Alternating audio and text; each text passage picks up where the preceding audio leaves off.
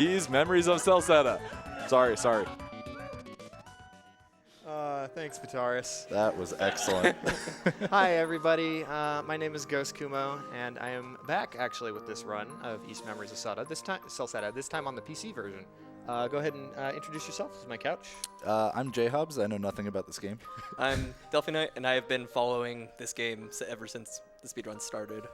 So. You got a nice balance. Yeah. Yes. Right here. Yes. There might be a range. The guy who was at one point the only runner of this game for a while, and then the guy who's never touched the game, the guy who's played the game.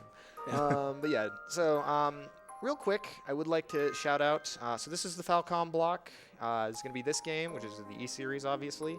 And next game is going to be Zwei, the Argus Adventure. And so during those two games, me and Schtolteheim, the runner of the other of Zwei, have put together sort of a little prize pack. So I understand that East and Falcom games are not as well known. So if you wanted to donate $10 during any point in this, you can win a chance to win some of our personal favorite games, including both games that will be on display here, if you think either of those are cool. Trails in the Sky, which is one of my favorite RPGs. East Origin, which I also run and is probably one of the best East games as well. And then East 1 and 2, the Chronicles Edition. So do a quick plug for that. And then, of course, the Rue plush that is behind us on the couch. I actually have a save file for that. Oh my god, that's amazing. Yeah, this is a little Easter egg. In East games, if you talk to enemies, they don't you can talk to enemies in the Rue stage, and yeah, they'll actually tell you stuff. They won't fight you. It's a nice little Easter egg. Anyway, to introduce this game, we're going to be doing this on the hard difficulty. The main reason we're not doing Nightmare is because Nightmare just adds a lot of time that doesn't really change the route much. And this is the PC version, which when I ran this game 2 years ago, it was at about a 3-hour, 15-minute estimate. And the PC version is, as you can see, an hour 10 now. And it's probably, if I do well, this could be even under an hour. Wow. So, yeah, lots changed. And you'll see it almost immediately why. So I'll go ahead and give us a countdown. When I say go, 3, 2, 1, and go. So the first thing you'll see here is this game actually has a 5 times speed cutscene fast forward, so none of the story is going to make any sense. As well as a lot more sequence breaks. When I first did this game a couple years ago, there were a handful of them. Now this game is just broken to high hell. Alright, so we're starting here in the frontier town of Kaznan. Typical intro stuff. Yeah, so if you've seen Kingdom Hearts or Dark Souls runs, Adol's somersault puts them both to shame. Yeah, that one is actually pretty fast. Yeah. This is the fastest form of movement For that we will have. two-thirds of the run. Yeah. That is one sick dodge roll, not gonna lie. Oh, we've unfortunately got one better. Tune in Saturday for a worse dodge roll. Yeah, so, Alright, we just got the unfortunately better dodge roll. So I have to equip that sword, or the game will not let me progress. So if you're unfamiliar with the more recent East games, if you've played like the classics like East 3, East 1 and 2, or East Origin, this game actually introduces a 3-player party system. So basic combat of this game, you have an attack button, you can bind several skills to the 4 face buttons, which I will activate back to the right trigger. And then I need to kill these 4 guys. And so our buddy here is this blue, silver-haired man by the name of Durin. He has a different weapon type. Weapon types are useful for one thing, and this fight here, this is a weakness system. We will never use it. But the main benefit of Durin in the party is he rolls slightly faster than anyone else in the game. There are 6 total playable characters, and we had to kind of manually count how fast all of them move. All right. Coming up on a little big enemy here. I really want to keep him from going underground. You hear voice clips in the background. Pay those no mind. Yeah, super fast forward. To quote Xseed, it's an experimental thing that can break many, many things. Yeah. That's not the source of any of the real breaks in the game. Yeah. So here we're coming up on the first sort of glitch of the run. I'm not really sure if it's a glitch, but Anytime I view a memory orb, which is that little blue light that I saw outside of the dungeon, it goes into the cutscene viewer, and I can actually access it right here. And this is going to be useful for several tricks in the run. Right here, it resets my character's position, so my secondary party member, his position is slightly behind my active one, and it's just barely past the width of the gate. It's the only time that's useful. We've tried it many other places. Here I'm grabbing a rotor droplet in this chest. It is like a phoenix down. It'll be useful for something that you wouldn't think it would be useful for. And so here's coming up on the first boss. Delphi, if you could explain the other bits of combat for me, please. So, Ghost has access to 2 other things. In combat, he can guard, and if he perfectly times it, he gets what's called a flash guard, which nullifies all damage and gives him mini crits. He can also perfectly evade, which nullifies all damage and slows down time. In addition, his skills cost that blue resource on the bottom right-hand corner called SP. His current one, Rising Slash, costs 10, and that's his extra attack, which he's using right here. It's going to do a bunch of damage, and there we go. Yeah, so now that he's stunned, I can do a little bit more damage. Unfortunately, I didn't get the flash guard before he activates this.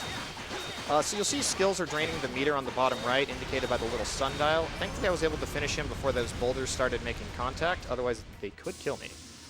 So that was a decent first fight. Not perfect, not terrible. So how do you gain that SP meter back? Every time you get a hit, does a little bit. Every time you kill an enemy, every time you get anytime you do a dash attack, and anytime you get a perfect guard, will all replenish SP. You have up to 100. And a dash attack is just an attack that happens when you don't attack him for a while. You saw that blue flash around Durin. That's when his charge dash attack is ready. Oh, okay. Yeah. So here, the Governor General of the town here, Griselda, who we'll only see once, gives us the task after she thanks us for saving the miners of exploring the region of Celceta, because this town of Kazan is on the outskirts, and Celceta is pretty uncharted, so they want us to explore it. Here we're going through the item shop and the crafting system, which are barely used in the run. Just not fast enough to do so. And Durin says it's a good idea to go to major landmarks. The ones we can see, at least, are the giant tree in the center and the river on the far west. We want to go to the tree first because we get a few useful things there first. You can do them in any order. A lot of people just go to the tree first anyway because it's slightly closer. But yeah, it's just faster to go to the tree for sequence breaks.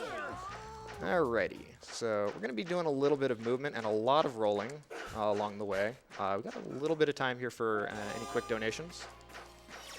Righto. So we've got a $20 donation from Shawnee7188242. Greetings from Canada. No meme this time, just wanted to have a chance to say thank you to GhostKumo for being an inspiration to me in streaming and commentating and helping me improve as an example. All the best, sir. Donation goes to Ghost Choice. See you guys next year. P.S. Toast sandwich. Dang it, Sean. You said no memes. Okay, a toast sandwich is a sandwich that has a piece of toast on it. Shawnee found that a couple months ago, and he has not shut up about it since. He wants some explanation. I didn't think it was as simple as it really was. It is as simple as it is. Anyway, rolling up to the riverbank there to save some time. Swimming is a little bit slower than rolling, so I kind of want to time my rolls through the water here. And there we go. So we're going to be coming up on the first major glitch of the run pretty soon. Yeah, this game. So as I mentioned, this run is about 2 hours faster than it was 2 years ago, mainly from the port, partly from the fast forwarding cutscenes, which does save like 30 to 40 minutes over like a glitchless run, but also several glitches. This one actually is doable on the Vita version, although it's a lot more difficult. One of the nice things about this game is also has faster loads, but it also has I can run it at 60 frames per second as opposed to the Vita version, which was in 30. Anyways, so we're gonna do a little bit of death abuse here. Dying is one of 2 ways to despawn a character, and that's gonna be the most important part of this trick. And then I'll let these guys hit me, and then I'm gonna let J-Hobbs just. I wanna hear his reaction to what happens here. All right, we'll see what happens. And we're under the floor. Yeah, no, that seemed pretty normal. Yeah, pretty standard. I mean, everybody knows that underneath the ground is areas where you can swim. Yes. Large pools of nothingness. Yep. So I messed that up. Whoops. Oh. Okay, I'm just gonna hit the load. Nice thing about this game is really fast save and load, which I actually use in the run a couple times. Anyways, so I'm gonna get on the seam of this riverbank here, load up the cutscene viewer, and then it should be able to switch over to Adel, who will now clip back into the inbounds, and I just skipped over this river. So that saves about 2 minutes. It relies on despawning a character and then respawning them above, respawning them when you go from being in water to on the ground. This is going to be useful for several different things coming up. Right here, I save about 2 minutes of movement, because this next area that I'm going to go to, I would have had to take a very long path around. More importantly, there's several cutscenes beforehand that we just completely skipped, and this game's cutscenes are sequenced, so if you do anything that, I'm just talking to this NPC and nothing's happening. If you do anything that's out of the game's sequence, it kind of breaks the game, because it expects you to do certain things. And these little memory orbs, which by the way, Adel lost his memory, and that's why the game is called Memories of Celceta, Adel being our protagonist, if I haven't made that clear. When he gets a memory, it actually resets the story state to where it should be. And this is sort of a nice little way to bypass soft locks. So here we're in this village. We're meeting the village chief and his 2 children, one of whom has gone missing. In the present time, this is actually a flashback. So we're just learning about what's going on here. Have to talk to a bunch of NPCs to progress the story. Basic RPG stuff. And it turns out the villagers are going missing, so we need to find out what happened to them. And then the village chief's daughter, Karna, the orange-haired girl, is going to join our party here pretty soon. The village chief gets attacked here by these weird men in masks that are actually just possessed villagers. Just trying to give a little bit of context. The story is not going to piece together at all, so... Yeah, after this first bit, it's not going to be particularly worthwhile to explain what's happening, because there's such large chunks of story that's just skipped or done out of order. Yeah, the story in this game is not particularly great, but it does build into the East series' lore pretty well, and has little bits and pieces. It does its job. Well, I'm glad, man. I didn't want any spoilers. So. Don't worry.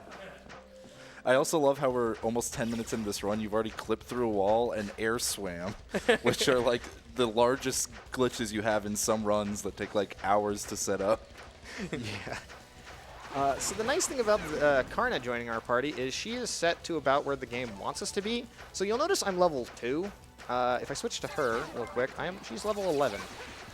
So...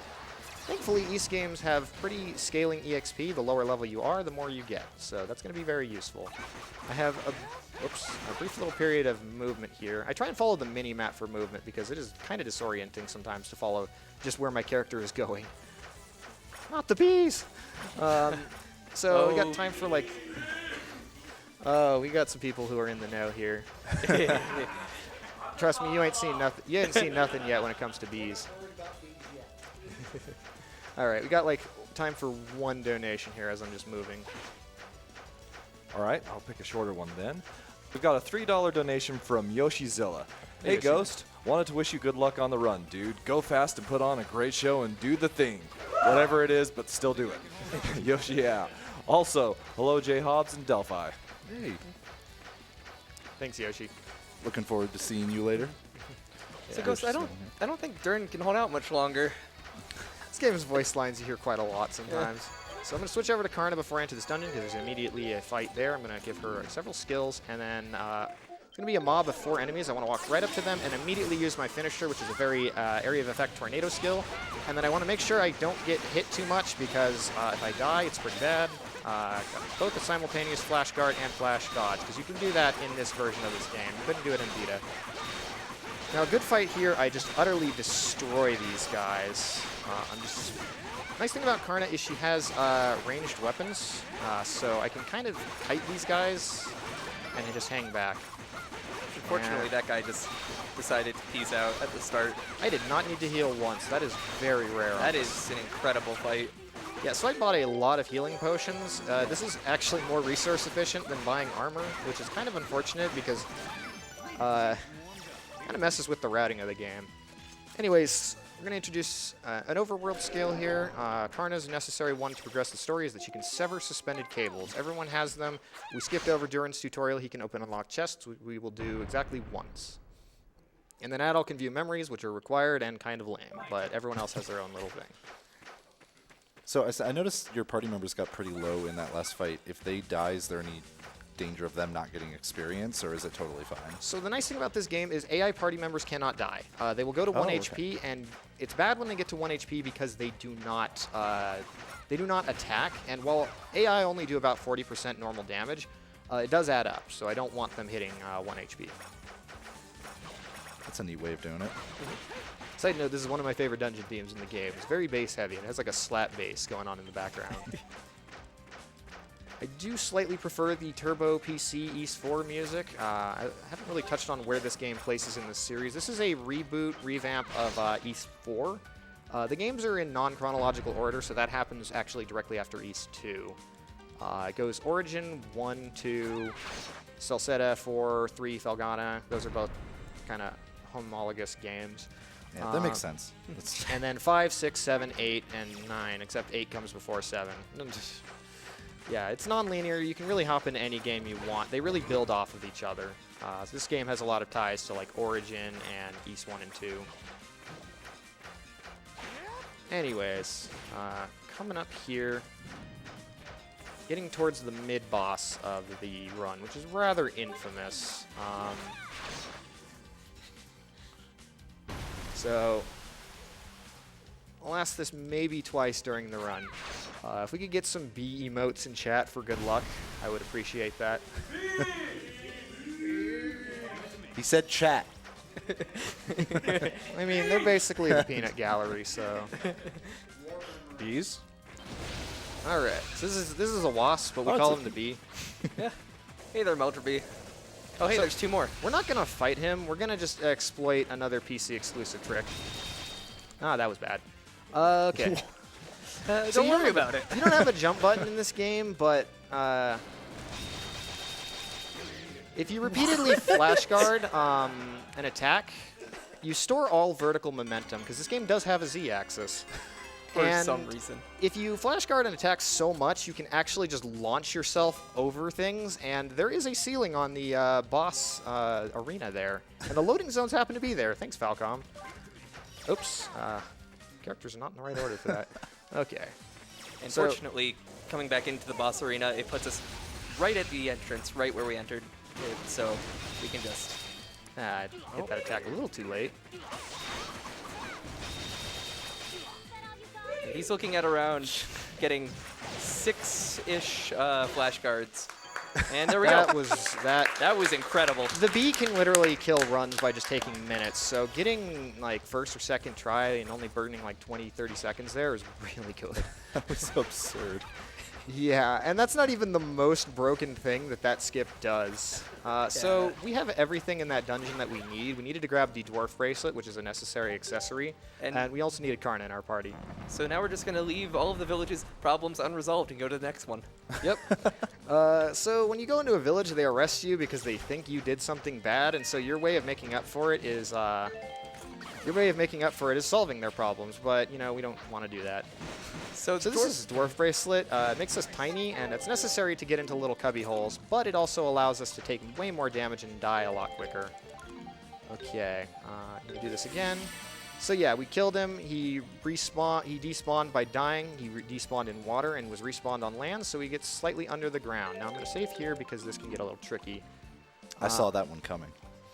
Yeah, okay, there we go. First try. Hey, And nice. this is the only out-of-bounds terrain that's walkable for some Yeah, reason. everywhere else you just fall into a kill plane. And Oh, you're still not in bounds. I am not in bounds. That was entirely out of bounds. Yep. So the loading zone to this area, which is sort of, again, like a Lost Woods dungeon, I need to go, like, if you hit the wrong space, you go back to the beginning, and we deliberately do that on the first screen, but the trick here is to go downhill. We're not actually supposed to enter this area until after we clear the tree, or the ancient burrow, which was the dungeon we were just at. But if you actually access the loading zone from the back end, it's still there. Like, there's just a trigger in front of it rather than on the loading zone, which is really nice and allows us to just basically skip 20 more minutes. Or maybe like 10 more on this version.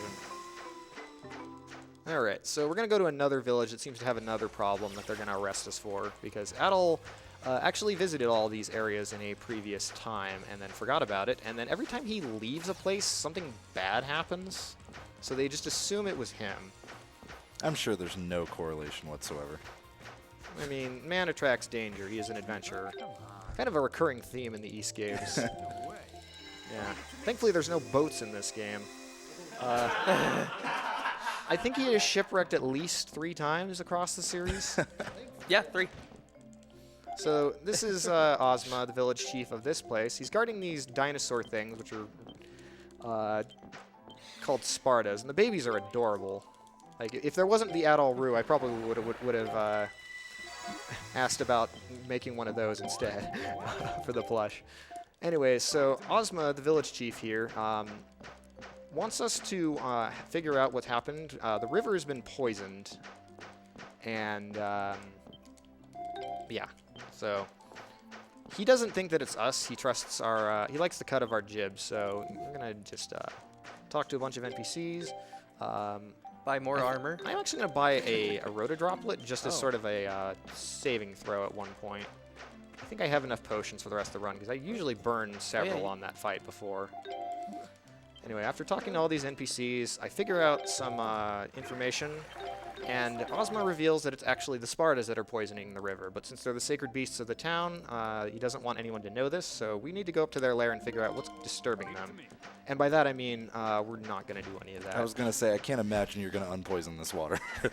Yeah, we're not exactly good with directions, so I mean, we're going to finish the game in an hour. It'll solve itself. As long as you get to the credits, man, everything else is probably okay. Alrighty. So, one of the useful things about right now is I have 4 party members. You can only have 3 active, but this actually makes the glitch that I have done a lot easier. So I'm going to switch Karna into the party as the active lead, and this is going to accomplish the same thing. We're going to clip under the floor once again. And the loading zone for the 4th dungeon of this game happens to be here, so we're just going to fall, and then there's water underneath it, so we're just going to slowly rise up until, yeah, we hit that.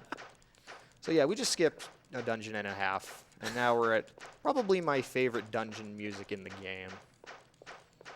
I'll say that about like 3 dungeons, because I really like this game's soundtrack. This game might rival like Ocarina of Time for most broken video game in 20 minutes. So real quick, I'm doing this trick again because the means to swim underwater was in the previous dungeon, so we have to go out of bounds to bypass a soft lock. And thankfully, we can fall anywhere that's not too close to water, so I'm going to swim off here. That's not where I want to go. And then, okay. Heard the audio cue of him dashing out of the water area, and then we're just going to... Oh, hey, there... Lovely view of a hallway there. Yeah. Yeah, so that bypasses a big soft lock. It's the only time we need to dive underwater in the run, so thankfully we can do that. And then, once again, we needed Karna in the party so that she can sever this cable. It's pretty much the only time we need her specifically for something. Yeah. But she's also really useful in the next boss, so I'm glad that she's in the party anyway. as well as the next segment right here. Yeah, so we wouldn't actually need to grab the dwarf bracelet, but we do have these little sections right here. So... Actually using the dwarf bracelet as intended. Oh, don't worry, there's not going to be much more of that. Oops, that's not what I'm supposed to do. So I go to look for a visual icon here, use the cutscene viewer once again to set characters to a default position, reactivate it, and then now I'm in the tiny little cubby hole at regular size. So these enemies here give a lot of experience. You're supposed to only do very small amounts of damage to them, but yeah, we are full size, so they die in one hit. And give a lot of EXP. So I'm going to save here and load, and it's going to respawn the enemies. Now you'll notice I'm doing a skill called Napalm Shot, where I'm just throwing fire at enemies. This is a really useful area of effect skill that uses a lot of SP, so... Speaking of skills real quick, skills are learned almost entirely randomly based on your level and where you are in the story. not unlike how Sparking Skills works in a lot of other older RPGs. So your damage is actually scaled based on your size? Like if Yes, you're it smaller, is. you deal less damage? Yes. That's Yes, it is. insane. About 90% less. What? Oh god, that would have been really bad. Well, that's why I grabbed the extra Rota Droplet. Durin is necessary right here. I'm also hit with Heavy, which impairs movement considerably. Please don't die. Thank God. I only need him to open this treasure chest. Karna died, but as soon as we enter a boss fight, we recover, and the boss entrance is very nearby. Oops. Okay, so Ozma can roll almost as fast as Durin, so we're good. So we're coming up on the boss, and the boss is going to trigger immediately because of a glitch that I will cover in a little bit more depth later. Deequip that. I want to give that to Adol because Adol's going to be my main damage dealer and needs to live. Have all my skills, and go. Alright, so this is one of the fights where Napalm Shot is really useful. This is probably the second hardest boss fight in the game. Nice thing about hard difficulty, it significantly improves the challenge of many of these bosses. If I miss a flash guard, this guy can two-shot me, basically. Okay. Also, allies will take damage, so this is why I have so many potions. Healing whenever you want is kind of trivializes some things. So once again, making use of simul flashes, and the reason for that here is it extends the cycles for which this guy is vulnerable. I need to kill his legs and then hit his chest here, and I can do until. Oh wow, I did not see that he was winding up for that. Okay. One danger of the simultaneous flash guard and flash dodge is it actually extends the duration that the hurtbox, or the hitbox of the attack is there. It lingers for a while. Because that's not something that was initially in the game. That's exclusive to the PC version. And as such, Xe, the people that publish these games in America, they had to take some liberties with how the hit detection works. So, and obviously all of us on the couch here know this, but for the people at home, exactly like flash guard and flash dodge, exactly how do those work again? Are they just actions you can do at any time? Yes. Or? Yes, anytime you get hit with something, with a few frames before it, you have a window where you can basically get a perfect guard. Oh, okay. Yeah, so it's kind of tight, not super tight. So like I'm right as glad- that attack hits. I'm glad the viewers know now, you know. it's obviously- Yeah, thanks, Hobbs. looking out for you. Yeah, looking out for him. And you can just kind of press both of them at the same time and it'll both happen. I'm using more potions here than I want. We have a pretty affectionate nickname for this boss. There's a word that follows Robo Centaur that I won't repeat on stream. But yeah, It's he's Robo a jerk. Centaur Jerkface. Yes. Okay. So once he gets on down to about a third health, he will initiate his final phase, which is going to be a little different. Oh, wow, he didn't? He usually does this much sooner on higher difficulties. Okay, that's I don't think he got the crits on the first one, so I don't think it's enough damage. Okay.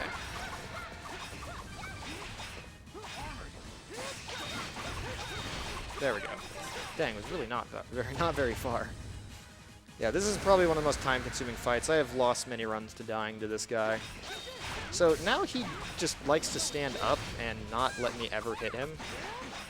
Unfortunately, I can only hit him with Karna unless he does this attack, which is really nice. I don't simulflash here because that attack has really bad lingering hitboxes. So the idea being that you want to like save the other thing in case you need to use it, or Yes. just because it extends that hitbox? Because it extends the length of the hitbox. Gotcha. Yeah, exactly. It just makes it not safe. There is a bit of a safety in that you can, because the hitbox is still there, you can dodge it and it'll give you another flash dodge. But even that's not entirely guaranteed.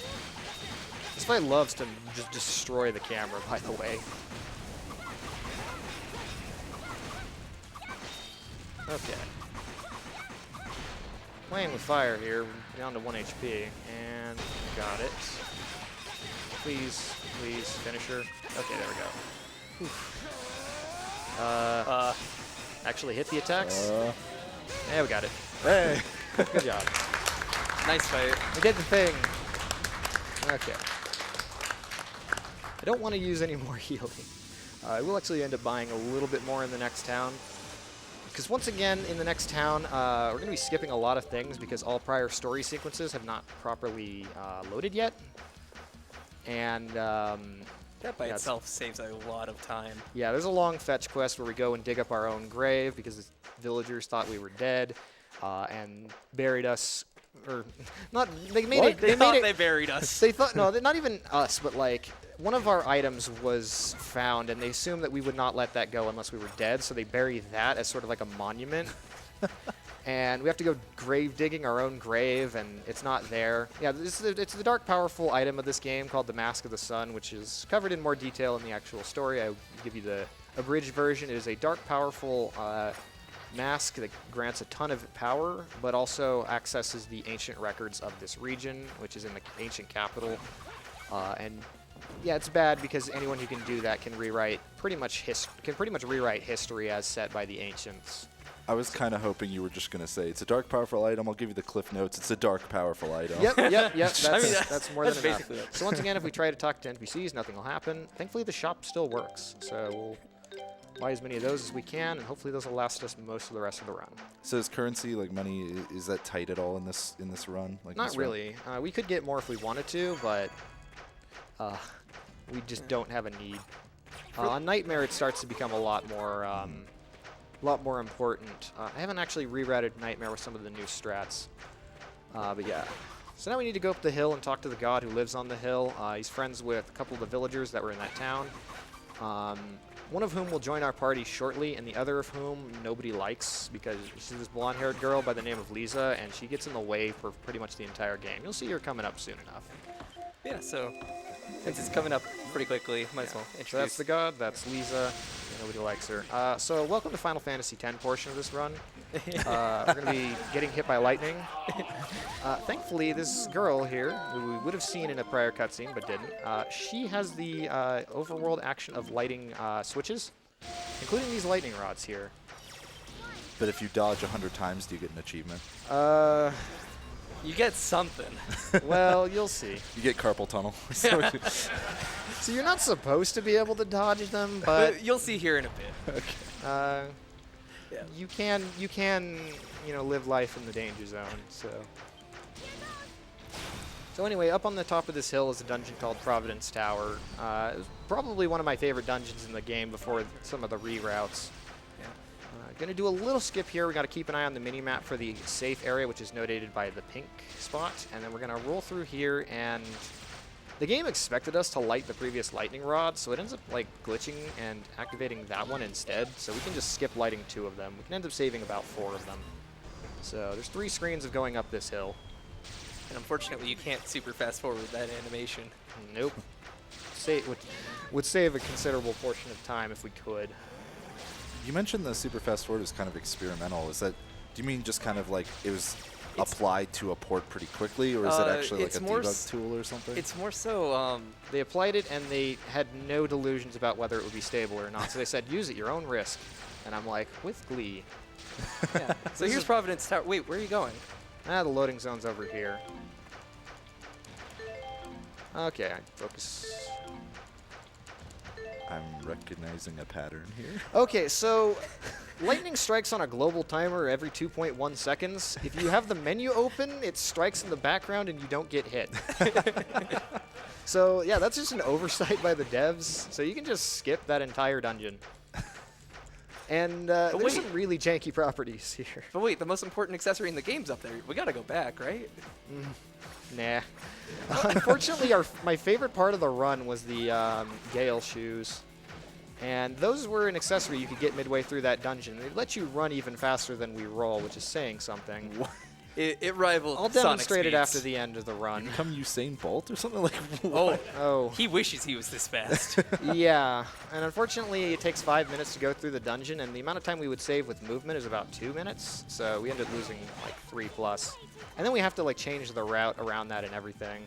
So we're just rolling down this hill.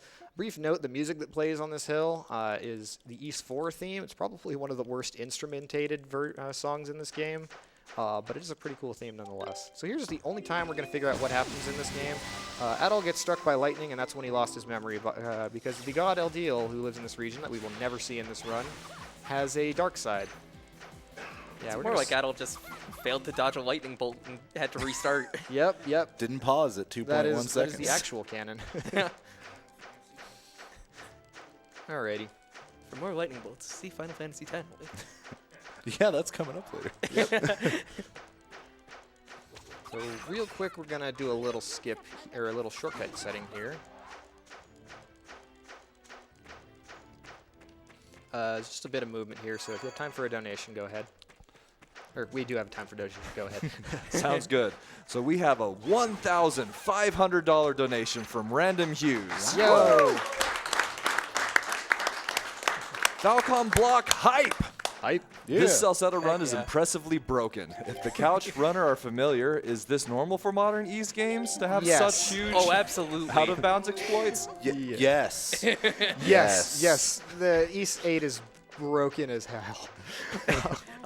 If you thought this is fast, East 8, if you saw it last year, it was pretty long. It's 30 minutes now. Yeah. So this is the village of Danon. It's the home of the Darklings, who guard the Mask of the Sun. They're sort of an ancient race, some good, some bad. The main villain is. And we get the best party member in the game, which is Frida. She's really useful. She's also level 30 right now, which means she's caught up with everything else, which means I'm going to be using her quite extensively for quite a few sections of the game. She also comes with a strength buff, which is really nice. I suppose this is a good time to mention. Strength is Very important stat. the damage formula is basically strength versus defense, and if you don't have enough strength, you actually just deal 0 damage. Oh, wow. Yeah. So we're using her finisher, which hits twice here. Anyway, so this is Lisa. She comes to try and stop us from taking the mask because it's just way too powerful, and it's currently being protected by this village. They can't fall into the wrong hands. So what she's going to end up doing is let it fall into the wrong hands because she's stupid, and nobody likes her. Would the wrong hands be yours? Is that what you're getting at? As much as I would like to make that joke, no. That was a very good fight, by the way. That was awesome. Yeah. My allies are at 1 HP because they're really underleveled. So this is the main villain of the game. His name is Gruta. She goes and breaks the shield, and he was waiting to snatch it and teleports away. Evil laugh. You know he's evil. We skipped all cutscenes with him. She's going to go chase after him and pretend that we like her. I don't know. Anyways, at this point, we would probably be teleporting, but we don't actually have the means to do that yet. So we're going to go back soon enough to get the means to teleport anywhere. So, oops, warp here. Suppose we forgot to mention, in that first dungeon that he did after that first boss, yeah, he got the ability to teleport between these glowing monuments. Yeah, we've done that a couple times.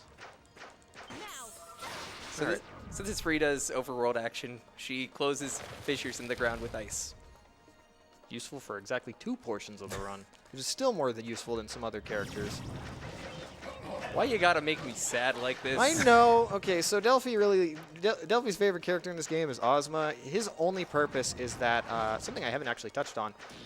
If you have 2 party members of the same weapon type, which is notated on their character portraits on the bottom left, you'll see Slash, Strike, and Pierce. 2 of the same type in your party will increase damage by about 15%, but you can't cover weaknesses, which, again, bosses in this game don't have weaknesses. Except for one. Except for one. It's useful for overworld encounters because you'd be fighting a lot more things in a casual playthrough. If you have 3 different ones, it lowers your damage but increases the chance of rare drops. So Ozma's one use is in the Robo Centaur fight where we have 2 characters of piercing type. So here in the swamp, it's actually slightly faster to just mash the ever-loving tar out of the dodge roll button and just kind of bunny hop our way through. In the older routes, you would be sprinting across the top of the water instead was of no doing fun. this. Yes. Just yes, okay. All right. I mean, it's not really sprinting on top so much as sprinting through.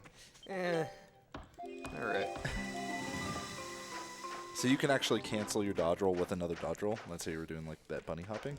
No, it's just the gap between dashes is smaller, so. Oh, okay. Yeah, it actually does pay off to mash really hard here. Normally it doesn't. Normally you have kind of like a set buffer. Whoops, I pressed the button there. Okay. So here we're just running through the swamp. We're going to come up on an area that we're going to make another warp to, and some funny things are going to happen. But in the meantime, you got time for a donation. Right there is the ancient capital of Elduke. We're going to go there later. But yeah, again, you got time for donation. All right, so kind of referencing that Ease 8 you were mentioning like earlier. So we have a $10 donation from After 5. Yo, A5. Oh, hello there, GhostKumo. As an Ease fan, I'm sure you've heard of the upcoming Ease 9. But did you know that Falcom is also releasing a spin-off game this year too? One day, Dogi punches a hole in the wall and finds a portal to another world while Adol miraculously doesn't sink every boat he touches. Nice. I heard it was going to be titled Ease Sekai. I love you, GK. A5. Come on. He's a fan. He's a fan of isekai anime. He's also the one that ran East 8 last year. Yeah, shoutouts to After 5. If you're wondering why I switched Durin in the party, it'll become immediately apparent. Yeah, some really weird things are going to happen against this boss. If we could get some frogs in chat, I would also appreciate that. We'll be dealing with this guy a bit later. So, yeah, we're going to try and beat this guy while tiny, and it's not going to work. Yeah. He's tried this challenge run a few times, and it never really goes well for him. All right. Oh, so, hey, we're back here. Yep. What? So You want me to take this one? what? Sure, I'm menuing poorly. All right. All right. So, because he never entered Providence Tower, the game is set to a state where whenever he dies, it would act as if he was hit by lightning. And the last respawn point for Providence Tower is right in its footstep. So he dies to the frog, teleports back there, and comes back here to do this mob fight with a really overpowered character who is not supposed to be here at all. And this fight isn't supposed to be here yet either until we beat the tower. However, I'm going to make this cutscene just a little funnier because he's just going to be standing there because he's not supposed to be in this cutscene. What are you doing over there, Frida? Anyways, so after we beat the tower, the village is under attack by the bad guys, and we're going to get an item here called the Golden Wing. But basically, yeah, if you actually escape a boss fight at any point, any room that has a boss fight or a forced encounter, on those encounters, it will automatically load the boss fight, regardless of whether or not it should, like as far as like story progress. It's essentially just a flag that says boss fight in the next room. Go ahead and do it. Yeah, so we're kind of set in a perpetual boss state until we finish any sort of forced encounter. So now, if we die here, we're not going to cause lightning. Oops. Ow, that was chaos. Okay. So if we can get some OS frogs for good luck in chat, I would appreciate that. So the last time I'll ask for emotes in chat. Ow. Stop kicking me. Ow. So as previously alluded to, this is the only boss I'm aware of in the game that has a weapon type missing. Or is it just his? No, it's just his enemy. Just Oh. the minions. So I'm just blind then. the nice thing about this guy is you can perpetually stun lock him if you repeatedly hit him with skills, and Hurricane Spin just so happens to do that. So in a perfect fight, my allies will I'm gonna actually heal her so she can do some damage. My allies will get some kills and learn skills because they're really behind. And if an ally learns a skill, oops. Keep doing combat, please. If an ally learns a skill, then yeah, my SP replenishes to full. Just a nice little perk about this game. I'm guessing you wouldn't like to see two of them back to back like that. Yeah, I'd prefer them to be a little bit more spaced out. Also, the animation kind of throws me off a little bit.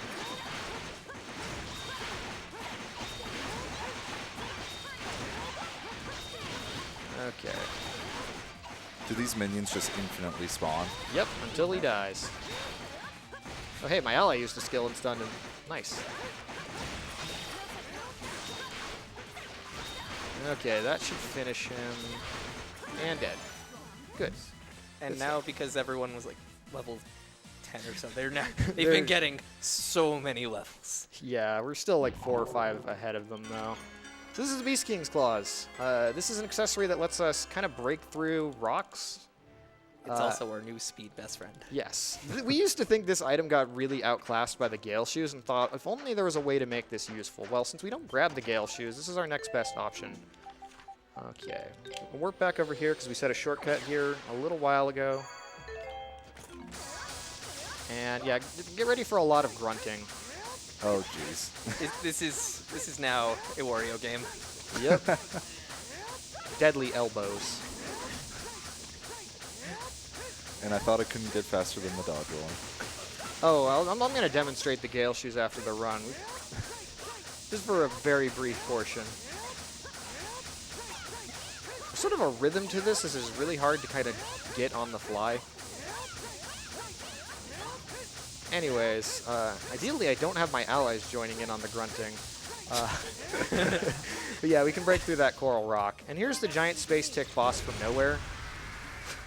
He's just kind of there to have a boss fight for this section.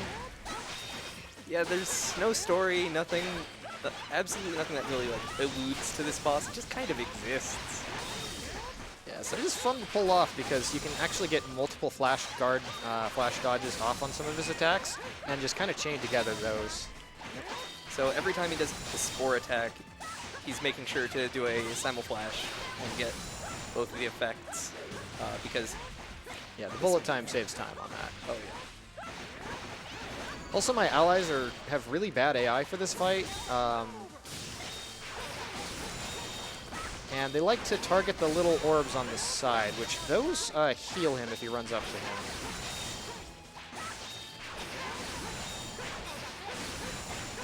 Okay. I really like Frida's skills. Hurricane Spin's fun to use, and Cactus Drive is a very good just area of effect damage skill that she gets for 40 SP.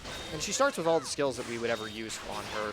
There are a lot more skills you can experiment with this game casually to kind of fit your playstyle, but we only use mostly the ones that we like kind of just start with. We get a couple across the run that are kind of nice to have. We used to use Stun Rate on Adol a lot to stun enemies, but there's not very many stun bosses. Alright, so I got a Simul Flash there, and in the bullet time here, I'm going to use Frozen Prison one more time to try and kill him. Yeah. Every time. I'm still amazed that this boss just turned into Quelaag from Dark Souls. Like, I don't... Yeah. Again, no explanation. Just, this thing kind of exists. Yep, pretty much. So that big attack that you're using that's dealing like a huge chunk of damage, what exactly is building that up? Like, obviously you can't spam it throughout the fight or you would be. Every time you use a skill, and it does actually scale with difficulty, so the higher difficulty it is, the less it replenishes per skill. It replenishes over time, and I think damage does it as well, but mostly you just want to use skills a lot. I try and integrate a Rising Slash or an Adol's combo, for instance, so that I attack a few times and then use a skill and kind of it builds sort of like a pseudo-infinite. Anyways, so the city of Elduke is just to the southeast of here. Normally we have to go there. The final boss, or the villain of the game, kind of smacks us around and then goes into the final dungeon and says, "Later, losers."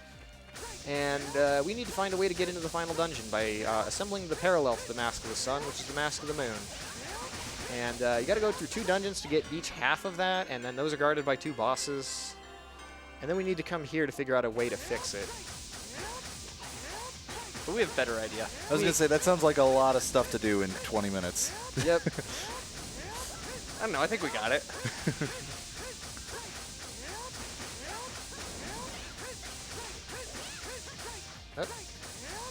I'm so glad this isn't 1.0 version.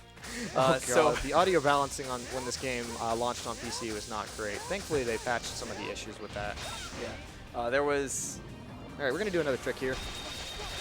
So once again, we're going to guard a bunch, and there's no collision over his door, so we're just going to skip this guy. Of course not. Yep. Yeah, you can't actually kill him normally, so you just jump over, like, until you get a required item later in the story. So we just skip that entirely. So now we're in the second to last dungeon, and this is going to be the last dungeon we're actually going to do properly. And by properly, I mean better than the game casually wants you to. Yeah, this dungeon is casually really bad. It's one of my favorites in the speedrun because it's actually really fun to move around in. But in the casual playthrough, what happens is Lisa loses control of her familiar, which was Sol Galba, the giant gargoyle dragon thing we fought earlier. And we have to go fight it. And she wants us to escort to him. Emphasis on escort. She moves. I know it just kind of makes everyone in the room kind of just groan as soon as they hear the word escort in a video game. Thankfully, she cannot die when she's being escorted, but she moves slower. So we would have to kind of do this dungeon really slowly and methodically and make sure she catches up. And she's prone to getting hit and just falling behind, so it's just really slow.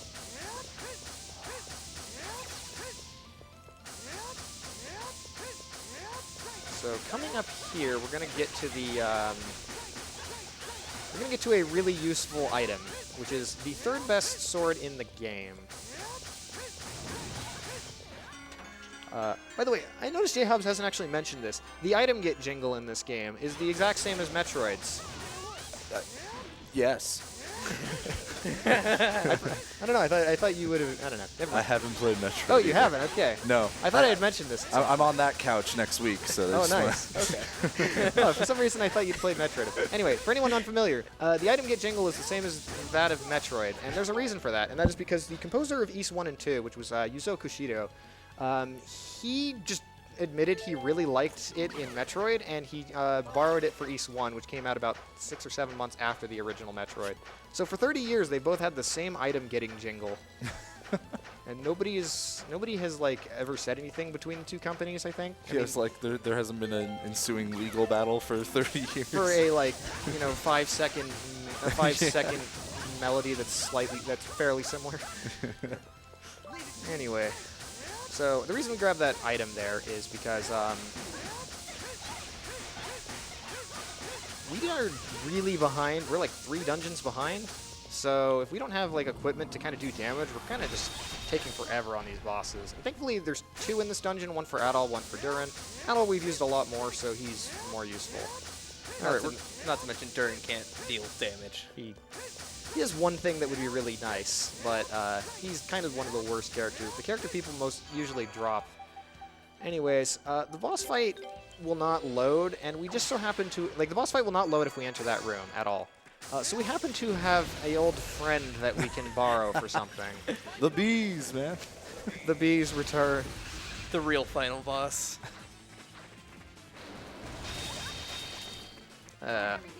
He moved in a very janky manner. I do not want my allies killing him because we are level 35 against the boss that we kind of were supposed to be like level 13 for. Alright. Hopefully the little guys don't notice me.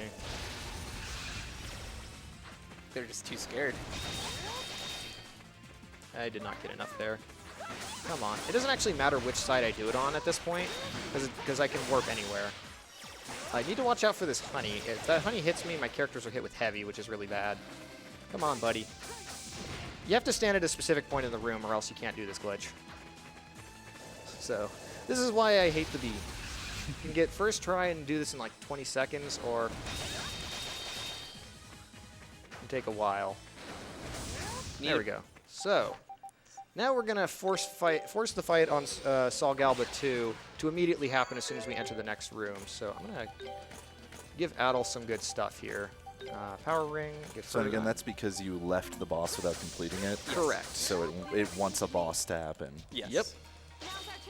Yeah, so the boss flag is set and won't be unset until a boss dies. Yes. That's so cool that it does it with any boss. Like, Yep. Or any forced encounter, which doesn't necessarily have to be a boss fight, but which will come in handy soon. My allies are not doing anything. I forgot to set them back to attack focus, because you can toggle attack or dodge. Never want them on dodge unless you really don't want them killing something. Alright, so we're going to learn a lot of skills on this guy, and this is probably the hardest fight in the run. He has some attacks that will literally one-hit kill me. So, yeah, we are really behind. Okay, so I'm going to call for semi-serious time here.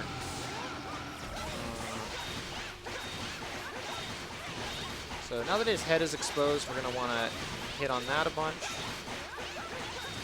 And then use a finisher towards the end of that, and this should guarantee that we 3-cycle this guy.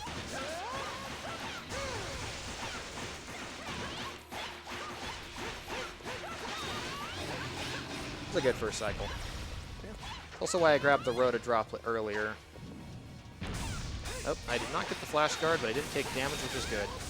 Now, that wing spread attack there is really awful. If I don't flash guard that, he will stun me and thus can pretty much have free reign to kill me.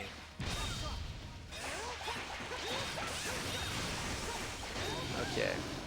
We got the feet first. Golika learned a skill, which means that we can have plenty of SP to do carte blanche against this guy.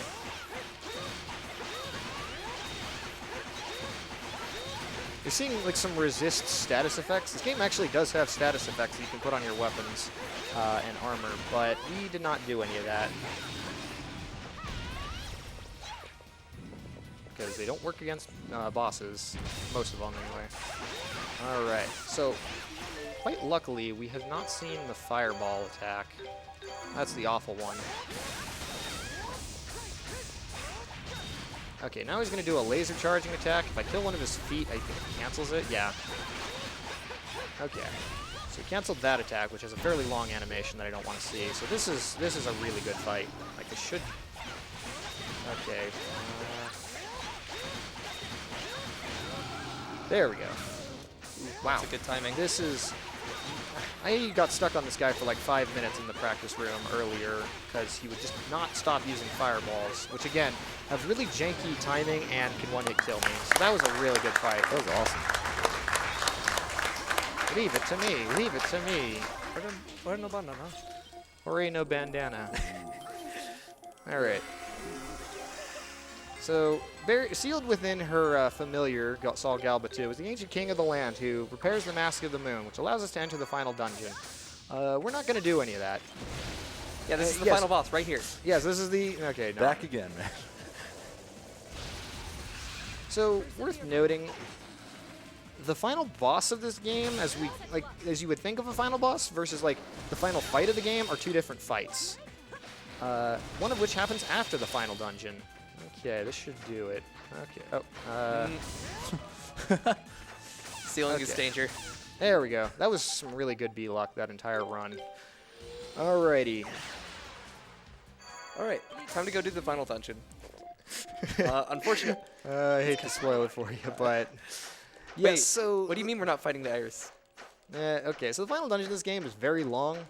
It's a lot to do, a lot of puzzles. Unfortunately, for the speedrun purpose, there is a forced encounter that is not supposed to happen until after we beat the boss of the final dungeon, and this initiates the final sequence of the game.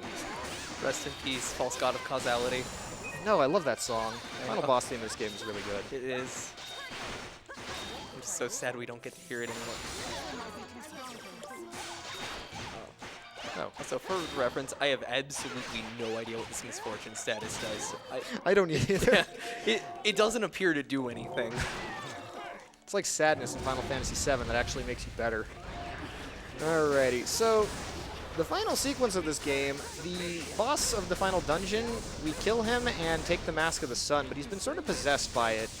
And so now we need to find a way to get rid of the Mask of the Sun. So what better way of doing that than ripping off Lord of the Rings and chucking it in a volcano? Yeah. We literally steal the mask. We're like, okay, we have to dispose of it. Well, the only way to dispose of it is by throwing it in a volcano. Just... I mean, what better way to throw away your leftover party goods? Whoops, what the heck? Okay. Good thing we healed to full at the start I of think I boss could have just skipped past that. I just really wanted to break those rocks. A lot of these skips are really new. I need to give some proper shout-outs after this run. So, up here is the final fight of the game. It's Phantom Gruta, because the villain of the game we killed, but his Phantom is still around. Now, you'll notice a particular lady in the party here with us. So, because we skipped the escort, they move her to the final fight of the game. Which makes this fight kind of trivial because she can heal us, although on hard and higher, his special attack will one-hit kill us. Alrighty. So this is a duel, and Phantom Gruta actually has most of the same tools that we have as a player. Yeah, he can flash guard and like He hit crits on us, which is kind of cool. He also has his own extra skill that, Ghost mentioned, will absolutely destroy us. Alright. Right here. Oh, darn. Oh, bye, Lisa. If she gets caught in that, that's... Well, okay, okay. Please don't kill me, please. Okay.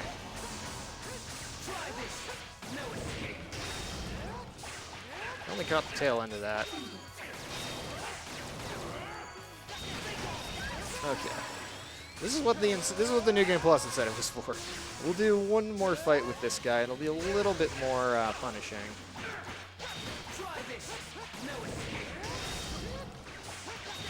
I'm just amazed you're still like dealing damage with how like underleveled you've been talking about throughout the whole run. Yeah, unlike the Origin era of games, you can actually do damage at low levels. Part of that's because he picked up the power ring, which gave him plus 20 strength, and he has this sword that he picked up in the last dungeon.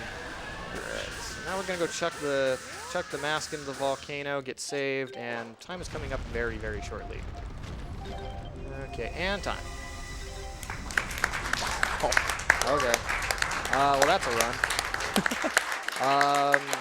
So I have a bit of a confession to make. A lot of the skips in this run, like the trick to skip Providence Tower was just found a week ago by a runner by the name of Primarix. Huge shout outs to him.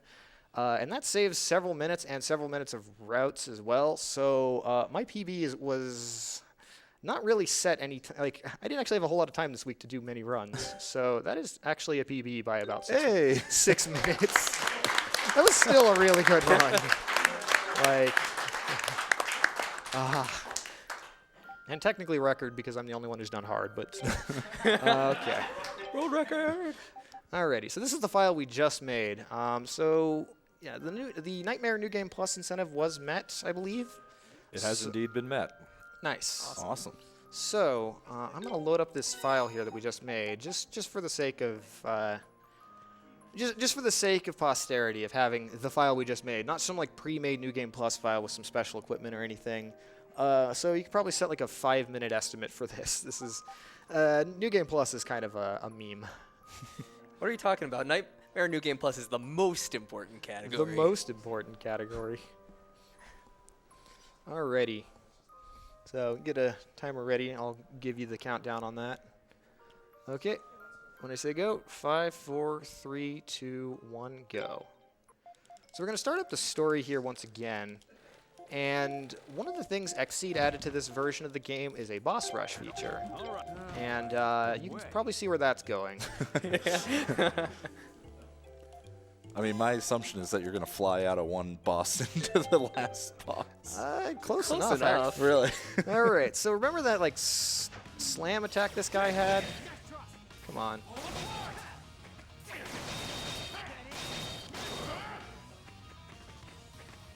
Come on, Gruta. There we go. Yeah, that's a lie, Gruta. Alright, we just escaped. Alrighty. And so cutscene viewer gets rid of the timer, so now it treats this as if this was a story mode run. Ow. Alright, so now we have a bit more of a proper closure to this run. We do more damage because we're level 55 and have the second best weapon in the game, but he also conversely does a lot more damage to me. Alrighty. So in the boss rush mode, you were just able to select this boss? Yep, because I've fought him at least once. But then you got out of boss rush mode, effectively. Yep. And then back into the same boss fight, so you're at the end of the game. Yep. This is a trick that is in a lot of the East games that have boss rush, typically called time attack storage. And done. You're one hit from death there. Sorry, that was not done for the time. Time is the same place as it always is. Okay. Yeah, this can go bad, so that was really good time. 141. Nice.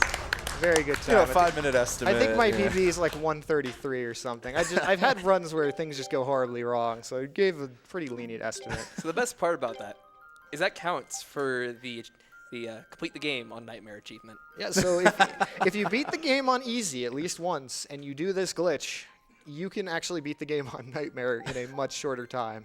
How hard would you say it is for somebody to learn how to do that like hovering type technique? That It really isn't that hard. In the controls, you can bind a guard to multiple buttons and then just mash multiple buttons. And even then, you only need to guard like 3 times to get out of that. Yeah. So Oh, wow. even casually, you can do that. Yeah, this game is actually really accessible as a run at this point. The PC version, fairly easy to get a hold of, as opposed to the Vita version, which you have to do a whole set of hoops. You have to go through a whole set of hoops to really be able to run. I believe I have a file here. So I can just demonstrate the Gale shoes. Karna runs the fastest, so I'll just use her. All right, so this is what you're missing. Yeah, we run really fast. This is about 12% faster than the Beast King's claws. Moving Oh, and it carries through Yep. transitions. And you can also pivot. Yep. Oops, I let go. All right, so let's demonstrate what some of the pivoting movement looks like. If you let go of the dash button and then shift control, it just lets you pivot really easily. It makes movement through this dungeon really fun.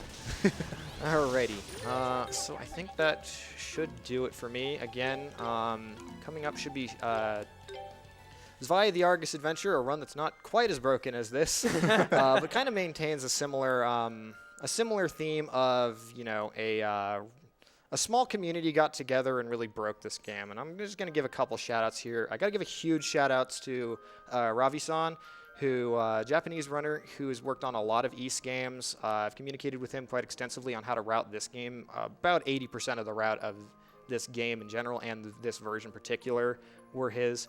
Shout out to Tatata and Hakuto, the Japanese runners who helped out with this. Oblimix, who is one of the primary first runners back before we even had this game on PSTV. He ran on a Vita.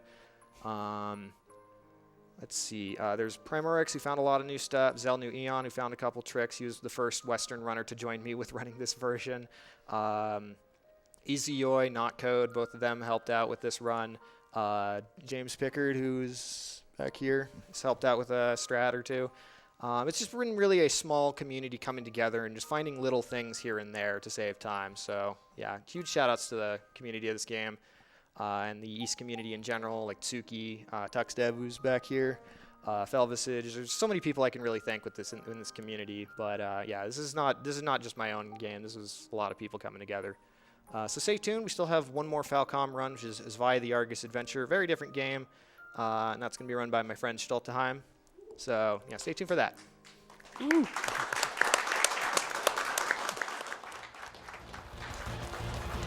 Thank you for that amazing run, GhostKumo. So, next up, we'll be preparing for Zwei the Argus Adventure with Schtolteheim. But first, we'll have an interview.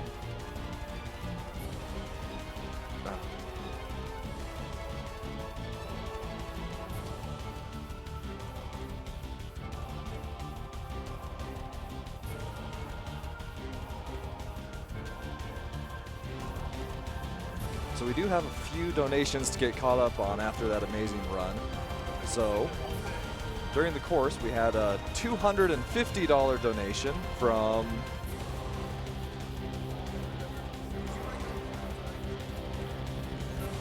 Endless History.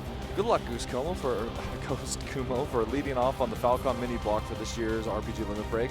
For Zwei, we should live up to the XC tradition by naming cats Mr. Tiddles, or some variation on it anyway.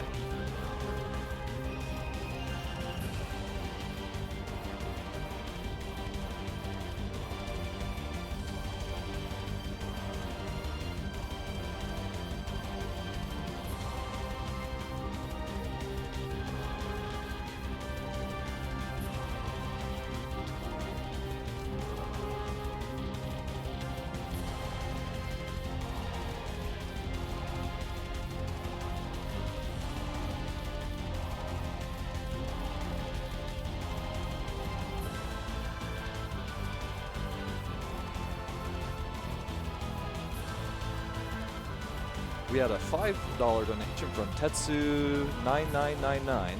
Thanks for running this marathon and also featuring Tells and Ease games this year. Nami connected me with a great crisis hotline when I was at the bottom 3 years ago, and I owe a lot of my recovery to them. Thanks for supporting a great cause.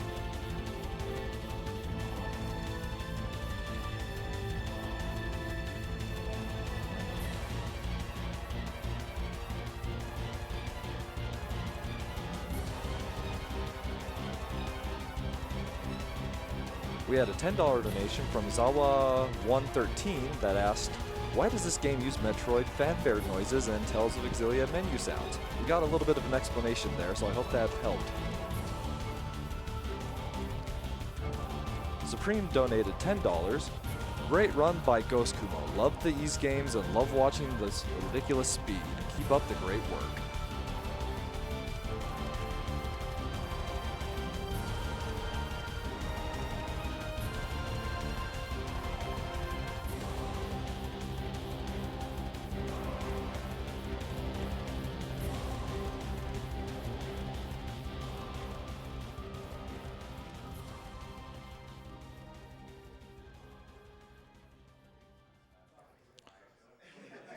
We have a $10 donation from Devonation, which reads, Ys is one of my favorite game series, and I enjoyed the heck out of Celceta. I really encourage everyone to give the series a chance, especially Ys 8. You won't be disappointed. Good luck on the run, GhostKumo. Can't wait to see what's changed since your last marathon run. Donation goes to Runner's Choice.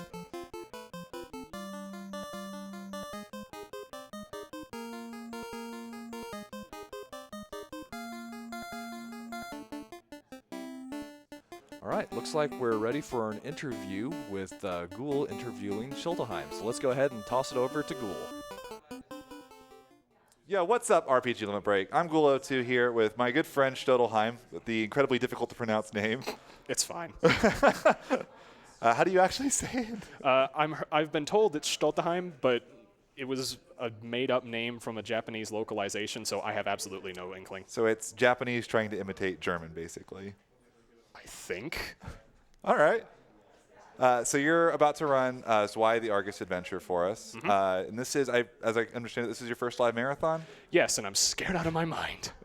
You don't look like it at all. So have you been having a good time so far? What do you think of Salt Lake City and everything? I've really been enjoying my time here because one of my main motivations to start speedrunning really was to get further involved with the community and end up going to one of these venues and just having a blast with people that otherwise I would have only known online. So I'm really enjoying my time here. I'm really enjoying getting to do what I do. Yeah, it's always one of my favorite things when you come here and it's like you show up and you meet up all these people that you've only talked to online. Yeah. And it's like there's like a moment of awkwardness, like, okay, so this is what they're like in real life and everything else. Yeah. And then like that awkwardness just like disappears, and then it's like, oh Yeah. wow, they're exactly like they are. Yeah, after everybody realized I wasn't actually a 40-year-old, they just kind of...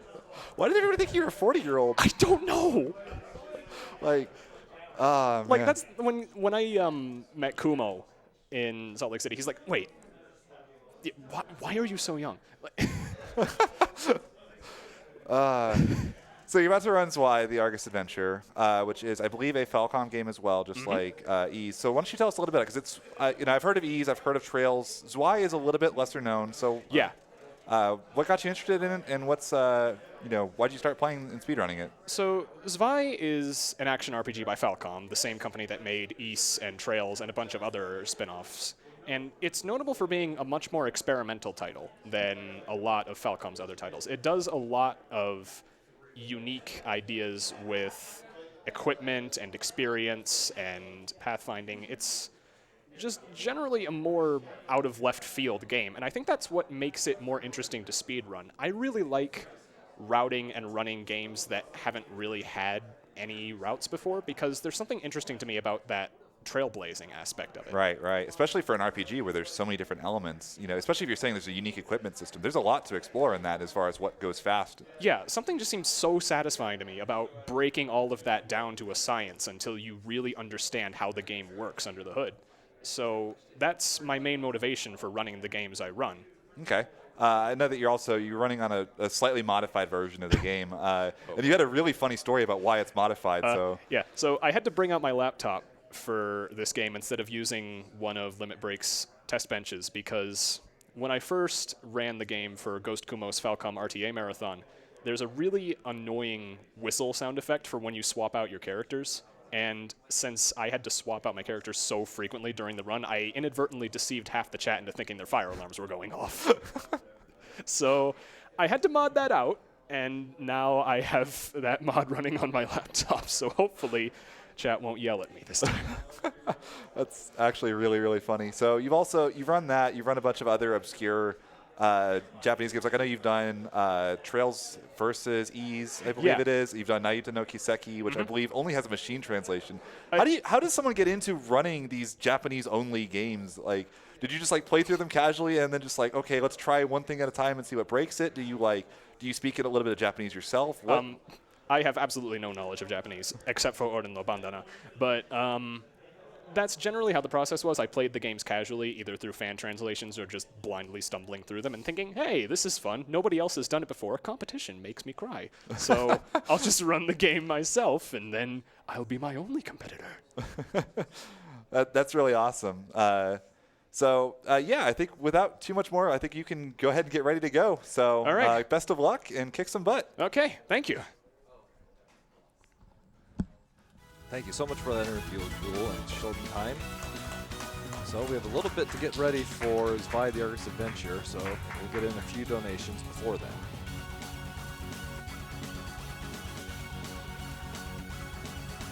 So we had a $150 donation from JBuck1988 with no comment. Thank you so much for that generous donation. We had an anonymous $10 donation. What a great run. Made that game look so easy.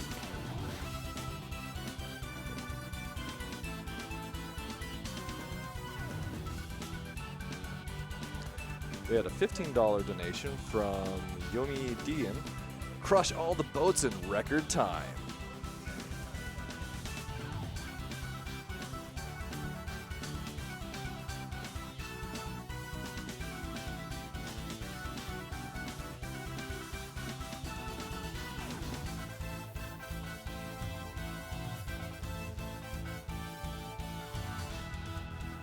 During the Ease run, we did have a $25 donation from TuxDev, which was very appropriate for the run. Bees, bees, bees! P.S. Eidoru is too cute.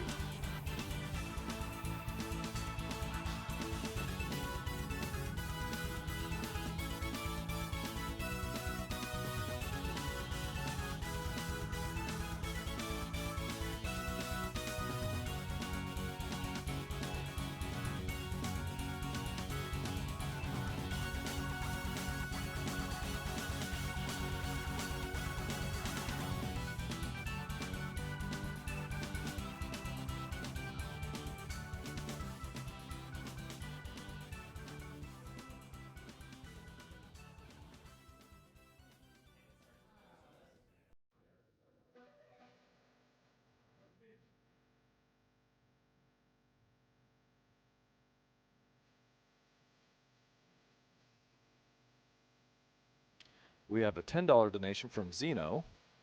Love to be able to donate during the Falcom blog. Falcom's games have changed the way I appreciate JRPGs and helped me find my new favorite game developer. Best of luck to the runners.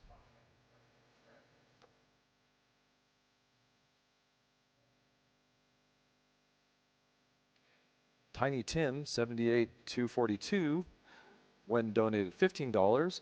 Hey all, loving RPG Limit Break so far. Really happy to be able to see this run in person. Good luck, Ghost. Cheers.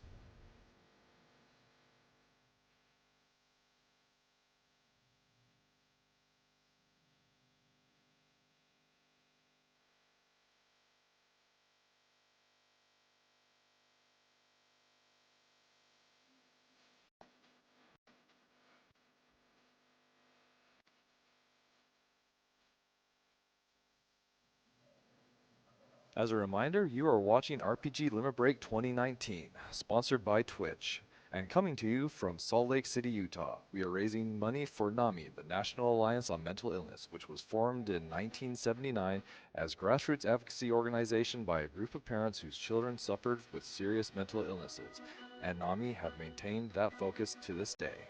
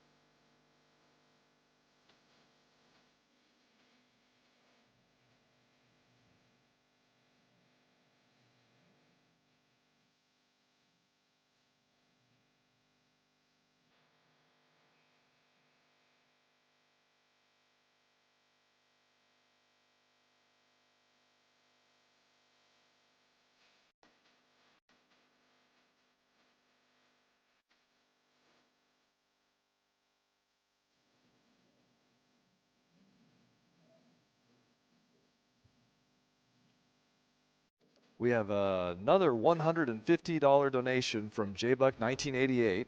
Thanks so much for the generosity. With a comment this time, loving RPG Limit Break so far.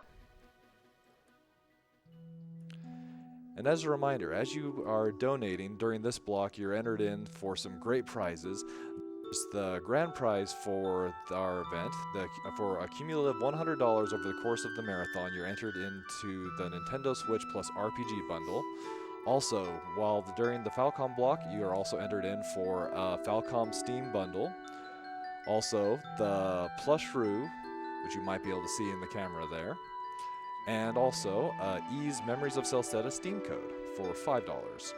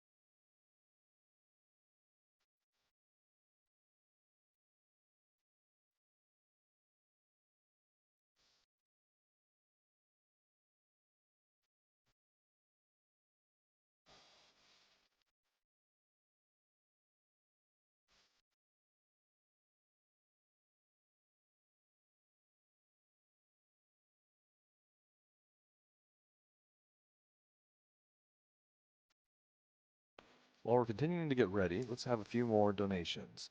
So we have a $20 donation that came earlier in the block from Maggie the Cat, which reads, "Thank you for showing some Falcom love and good luck to all the runners." We also had a $10 donation from Raichana. "I just had to donate during one of my favorite series, plus the Adolru plush is adorable. Keep up the great work for a great cause."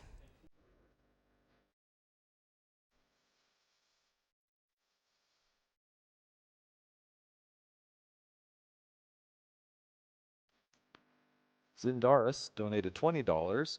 "I was going to say something here, but I forgot what. Did it?"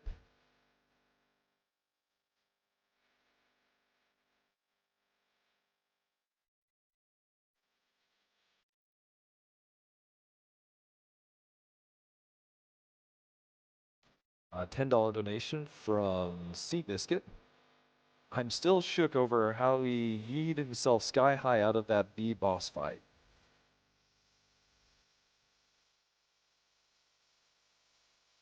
$10 from Edward Malice. "Ready for Svi. This goes towards allowing Luigi to attend the party in Paper Mario. I guess he deserves it.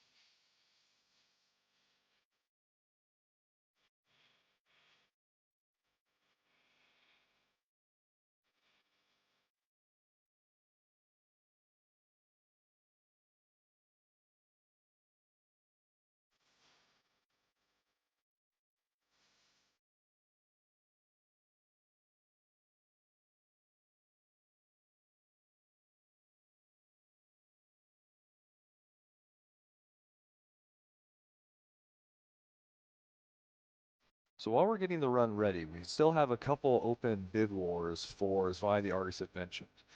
We have for the bids we currently have open, we have named the female player.